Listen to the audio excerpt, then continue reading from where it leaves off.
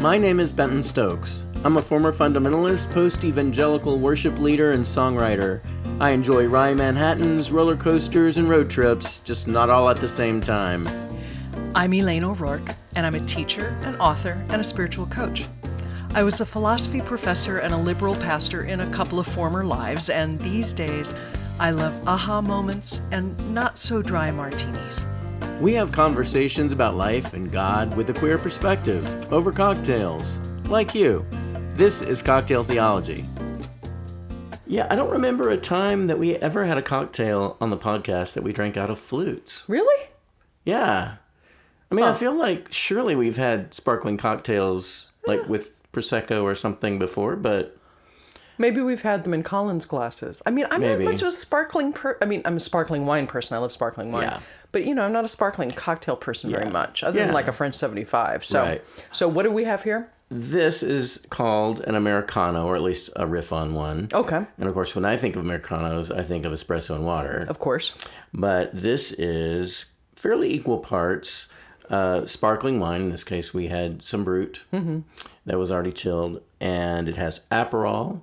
And it has sweet vermouth. In this case, it's Dolan Rouge. Okay, let's try it.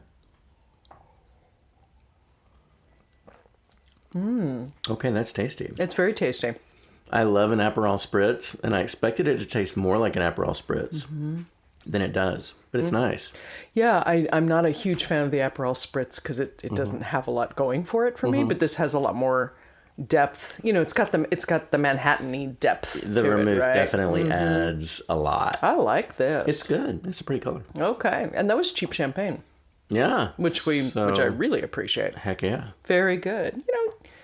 You're so nice. I love that you think of these things and you make them happen. Was that good that I said that while you were trying? There was almost a spit take, friends. It was pretty close. It was pretty close. Thank God, because the electronics in front of him, that he didn't actually spew Americano at us. So, yeah. But you're a nice person. Well, thank you. Is that important to you? You said thank you. It sounds like a compliment, Well, yeah, I'd take it as a compliment. It is kind of important to me. I mean, I like to think of myself as a nice person. Okay. People tell me I'm a nice person. Well, they would be right. They would be right. What does that mean for you? I don't know. It's funny because over the last couple of days I've been thinking about that. And the question comes to mind, well, is being nice important in the universal sense? And what it makes me think of is the fruits of the Spirit from Galatians. Oh, wow. Okay. And nice is not in the list. Niceness is not a fruit of the Spirit. Niceness is not a virtue. Okay. Okay, that's it. Okay, I see. All right, I see. So maybe for our listeners who aren't familiar with that idea of the fruit of the Spirit, maybe you could talk about that a little bit. So in the letter to the Galatians that Paul wrote, he talks about these virtues that are believed to be the result of the Holy Spirit working within a Jesus follower. Okay. Or at least, an outward expression of what the Holy Spirit's doing within one's spirit, within one's life. All right. And the list is fairly extensive. Love, joy, peace, patience, kindness, goodness, faithfulness, gentleness, and self-control. Okay. So it covers a lot. Yeah, it does. And I think there are virtues in there, if you start teasing them apart, that may express themselves sometimes as niceness. Okay. But definitely nice, I think, when you look at this list, is a fairly surface. That's what I was thinking. Yeah, it actually doesn't, because you can be a nice person or act nice towards someone, and it doesn't actually make you a good person. Okay. So I have all kinds of ideas on this, but what do you mean by the difference between niceness and goodness? I think there are people who are good that are not necessarily nice. And it doesn't mean that they're mean either. Okay. I don't think mean is okay. But nice is kind of subjective. It's sort of like happy. I kind of put it in a category with happy because, nice is something that someone else decides. Happy is something that we decide. I'm happy. But happy doesn't really have that depth to it. Because I can be happy listening to a great song on the radio, and then somebody pulls out in front of me, and all of a sudden I'm not happy anymore. Okay. So happy is fickle. And I wonder if nice is fickle. I don't know. Okay. Yeah, there's something about the idea of niceness to me that has to do more with etiquette and affect than it does with any actual intention of goodness towards the other person. Yeah, I can see that. Like I don't think of mean as the opposite of nice. I think of rude as the opposite of nice. Okay. Which are different, right? They are different. To me, being mean actually has some intention behind it. Yeah. Rudeness has something to do with self-centeredness. Yeah, I see that. And it is often, not always, but often just a breach of the mores of the culture. Yeah. Right? So if I am in a culture that slurps soup and I don't slurp soup, then I am being rude. Yeah, okay. But if I am from the culture that does not slurp soup and I'm in a culture that does slurp soup and I try to remember to slurp soup and I succeed, this is really hard to say.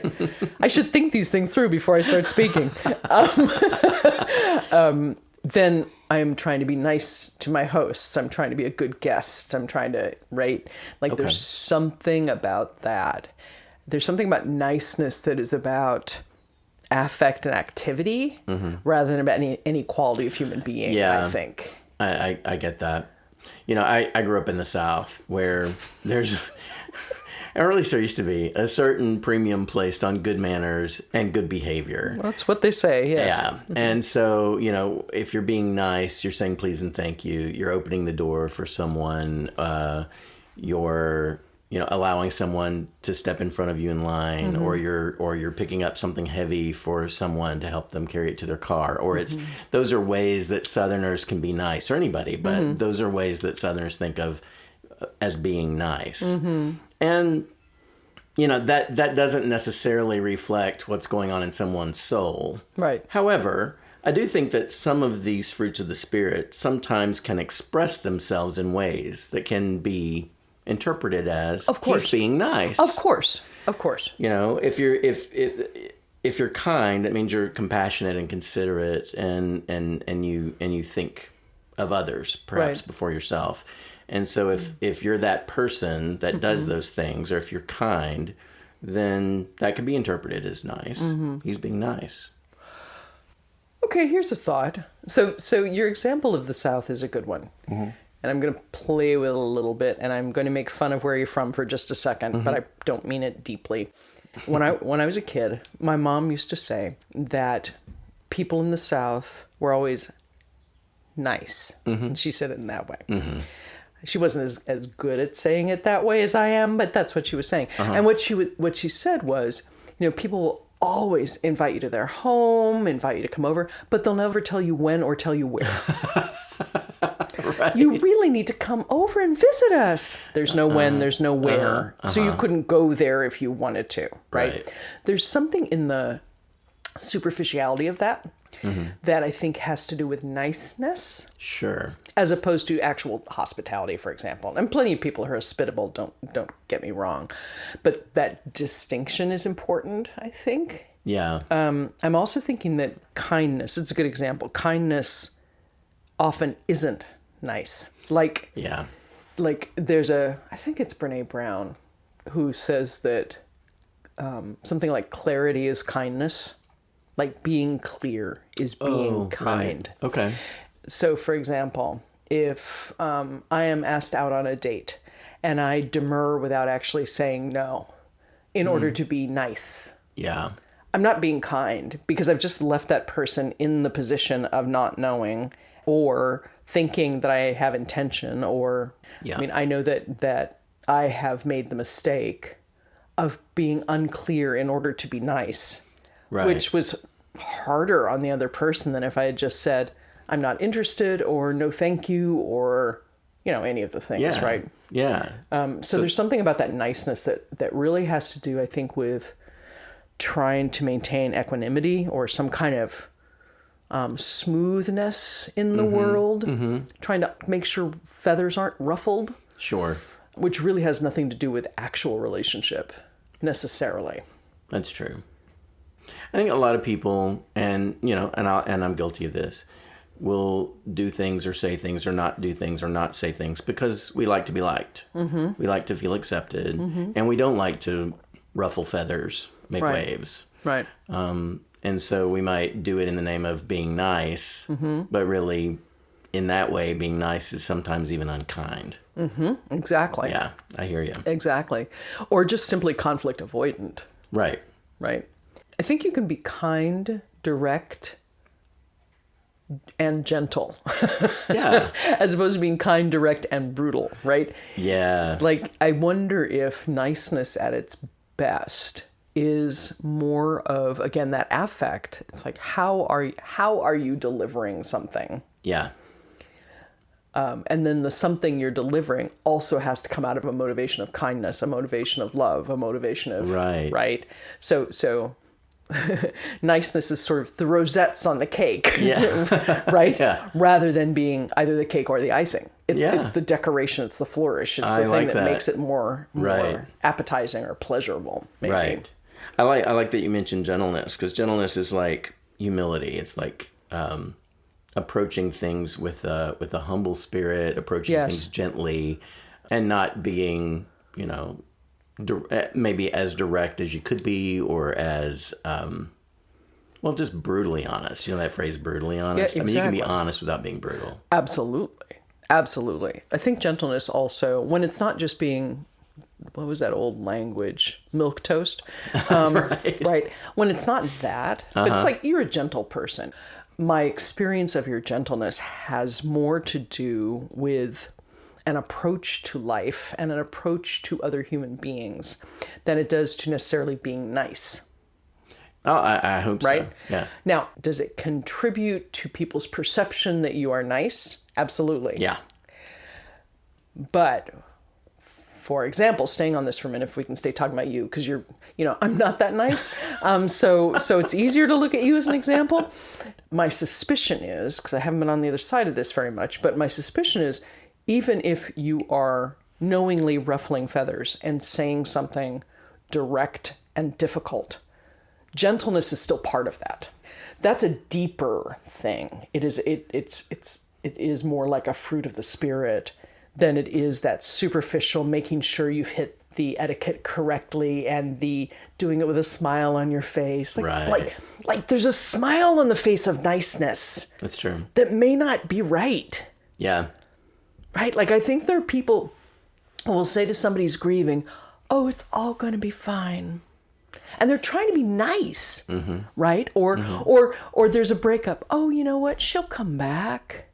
You're a great person, whatever. And they're trying to be nice. Yeah. And it's so much out of not knowing what to say. Yeah. Not knowing how to be honest and just listen to the other person. I mean, it's niceness for me is just so performative that it can be a wonderful thing. But I'd rather have a good pound cake with no rosettes, right? Right. Well, I think for me, I mean, I do like being thought of as a nice person, but I always hope that my niceness, whatever that means, comes from something much deeper. Like, I want my motivation to be hospitality, or I want it to be kindness or gentleness, or an awareness of what another person might be going through, some kind of empathy or compassion.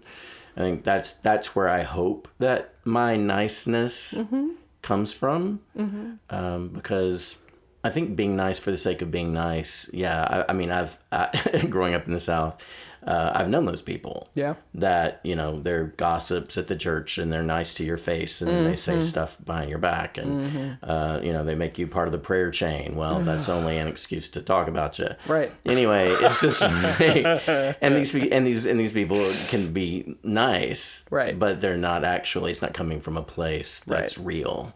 Right. I think about you talk about not being nice, but I know that one of the examples that you have used before, and I've seen you do this, is the way you treat the cashier at the grocery store. And that interaction matters, right? And so while you may not think of yourself as a nice person, in that moment, the person on the other side definitely thinks of you as a nice person because you're asking them about their day. You are making fun of what you're buying or whatever you're doing to make light of how hard today might be. Or you'll ask them, how much longer do you have on your shift? I've heard you do that. And I know that doesn't come from a superficial place for you. No. That comes from something much deeper. I always hope that the same thing is true for me. Yeah, okay, I'll take that. I think you should take that. Whatever. That's actually a really good example, right? Because when I think of myself as not a very nice person, I think that most of the time I really aim for honesty and thinking about what I'm going to say and its effect on other people before I say it. And then doing my best to frame it in a way that is useful. Yes. And I mean, I have plenty of avoidance in me. I hate conflict. You know, it really terrifies me for all kinds of reasons. Don't get me wrong. I am as avoidant as the next avoidant person. But I do think that part of what I try to do is to, A, imagine I'm wrong and see what that looks like. Yeah. But then B, think about how I can frame something in a way that is useful and can be received if it's difficult. Right?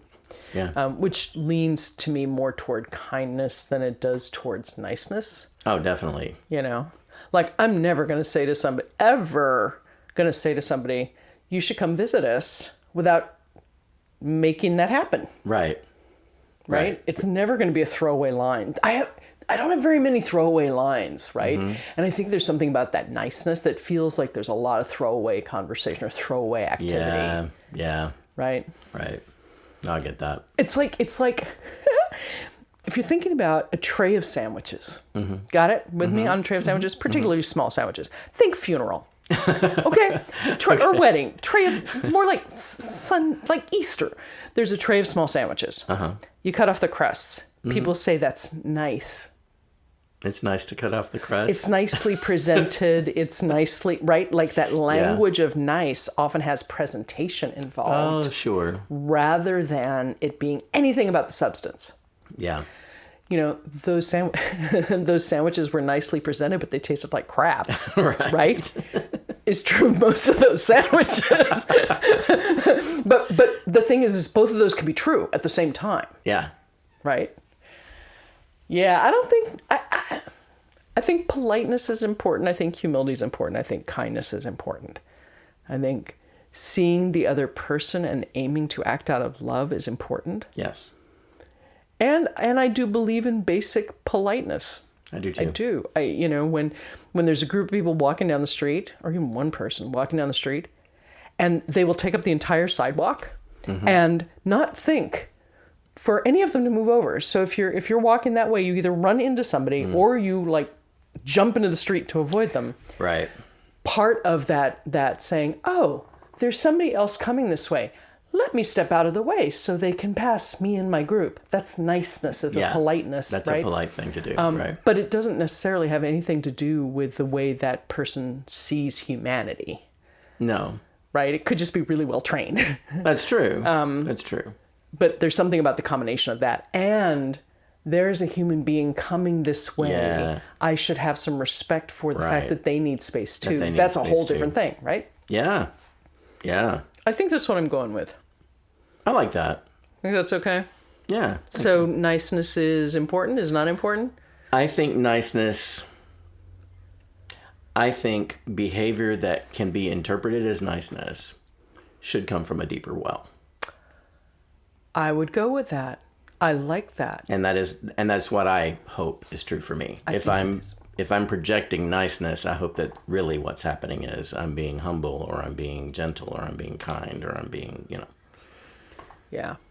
Well, at least in the time that I've known you, although you were more deferential when you were younger, you're a lot nicer now. I'll take that. I think it's accurate. I like that. I like you better now, personally. I mean, I loved you then, but now you're like, it's like, I like, get rid of the glow. It's kind of bothering me. It's brightening up the space. Well, I like me better now, too, for the record. Yeah, but it's about maturity. It's about the fruit of the Spirit, right? It's fruit of the Spirit. Listeners, tell us what you think about niceness. Are you a nice person? Are you? Really? Do people say that about you? And if so, where does your niceness come from? We would like to hear. And actually, you know what? If you want to send those people who say that about you to us, we'd like to actually talk to them and see if they mean it or if they're just being nice. If they're just being nice. Cocktailtheology.com is where we are, always. Till next time, be nice. Bye.